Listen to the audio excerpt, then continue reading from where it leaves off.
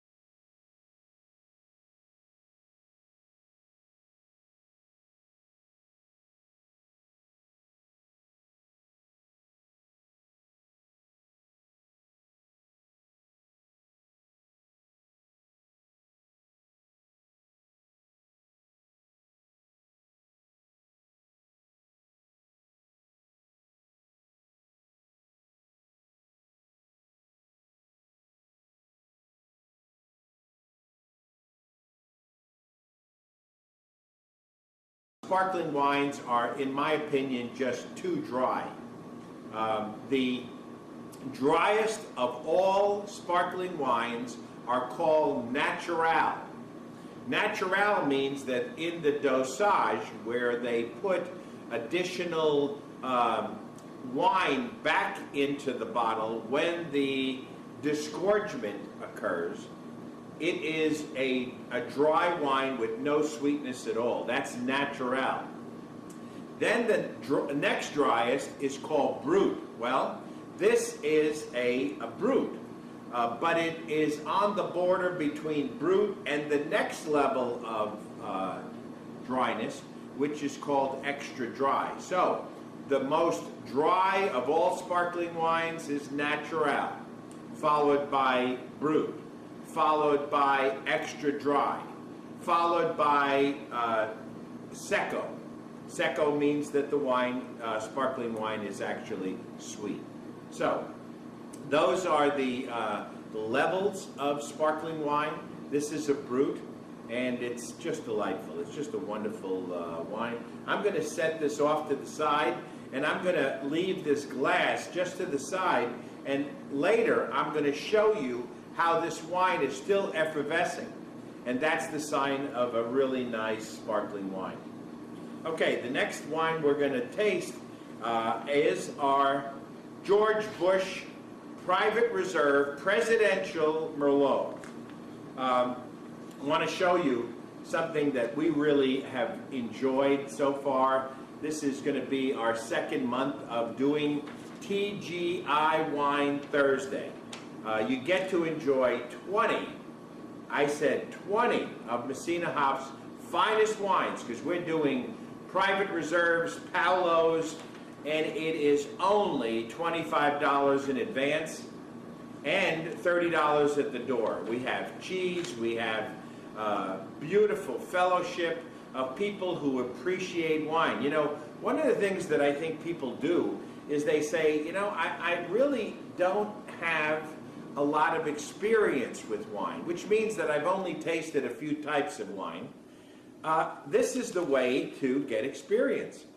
What I recommend you do is you bring a notebook, or you buy one of our wine notebooks, and you taste the wines and you write your notes. Within one session, you get to know what kinds of varieties you like. Do you like sweet? Do you like dry? Do you like red? Do you like white? There's a great cross-section of wine in this tasting. So I really recommend it. It's Thursday, March the 24th. It's from 6 to 9 o'clock. It's fun. It is fun. And we do it every month it's on a Thursday always. TGI Wine Thursday, makes sense. And it's usually the third Thursday of each month. This month we postponed it a week because the third Thursday of the month is St. Patty's Day, and you know what happens on that day. So we are on the 24th this month, but next month we're back to the third Thursday of April. So that's that program.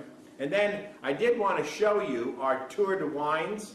It's a great little program that we've established. We've already got about 24 people working their way through the Tour de Wine. It means that you taste 50 different wines here at Messina Hof. And a great way of doing it is to come to TGI Thursday and get a big head start on it. And you get to taste all these different wines, and then at the end of finishing the 50, you get a nice prize. So it's a great little program.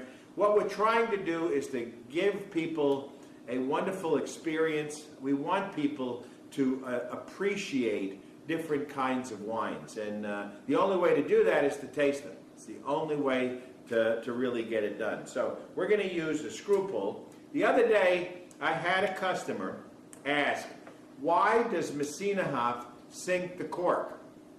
There's a very, very important reason why. And the reason is, first of all, to accommodate the wax that we put on the top, or in this case, the foil we put on the top. It's a paper foil. We moved away from the paper foil because it isn't recyclable. This wax is recyclable. So we're using recyclable materials. The cork is recycled, the wax is recycled. We don't use a metal top because it's not recyclable. That's the reason why we are green and we're trying to be earth friendly. So we sink it just a little bit deeper than most people. What that does is it makes the void between the liquid and the cork less. That's the problem with a screw cap. With a screw cap, the cap is all the way up here, the wine is all the way down here. 70 milliliters of air can make this wine oxidize. With ours, we only have a 10 milliliter void from the bottom of the cork to the wine. The wine keeps better, it ages longer, and it's a better product for the customer. So that's the reason why we do it. With this screw pull, it is virtually impossible to mess it up. So you basically just put the guide over the top. You then hook up the auger, push it into the cork just a smidge, and now you just spin it in a clockwise direction. And as it does that, it automatically lifts the cork. So the cork comes straight out. You don't ever have the cork fall in, crack, or anything. The reason why corks crack is because the auger is not straight up and down. Most corks are soft enough to where if you really work at it and torque it like this, you can crack it. That's what you don't want to do, and when you use the waiter's corkscrew, you got to be very careful to keep the auger vertical, because if you crack the auger diagonal, then you can snap the cork over the rim of the bottle, and then you blame us, and that's the reason why we recommend getting a screw pull or learning how to use this properly. Otherwise, you're going to crack the cork. Now we take the foil and we put it in the bottle because we don't want to drip anywhere. We want the presentation to be beautiful. I'm going to use my stemless glass because I really like it. And here we go. We're going to pour it nice and slow and let it aerate. Now that's one way, okay? Now what we're going to do, that's one method. Then the second method is to take our venturi, put it underneath, and pour it through the venturi. And as we do that, I'm going to talk to you about how they taste different. Okay, you can see that the venturi aerated that wine much more than what I did before, okay? So when you look at these two glasses, you're going to notice that this wine has more bubbles. So basically, we released more aroma from this into this glass than we did into this glass. So let's smell.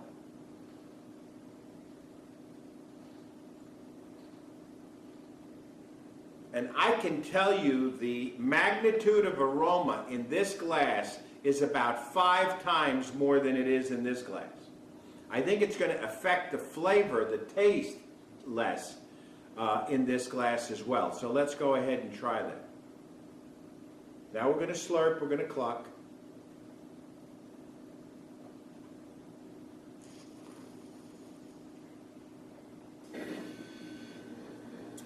Wow. Beautiful wine. Very open. It tastes like it's been aerated for 20 minutes.